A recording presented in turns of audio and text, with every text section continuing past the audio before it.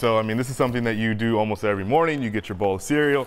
Go ahead and pour yourself a little bowl here. But a new study out says that there is a cancer-linked herbicide that was found in 26 of the 28 products that they studied. Now, this comes from the Environmental Working Group, and they were the ones that conducted this study. They say that glyphosate is the most heavily used herbicide in the U.S., and right now that is found in the active ingredient in Monsanto's Roundup, and that's what's in these cereals. Now, they tested a bunch of Quaker Oats and General Mills cereals, and both of those companies say that their cereal products are safe and that you should not be concerned. So EWG says that the levels found were higher than what their scientists, quote, say are as a protective of children's health. Now, it's worth noting that opinions on this matter are very split as far as whether this herbicide can or does cause cancer in humans, and the EPA said as recently as December of 2017 that it's not likely. So what's the actual issue here? Well, the EWG is a nonprofit activist group that promotes and advocates for healthier living. So their take is going to be very different than that of the EPA, which is the point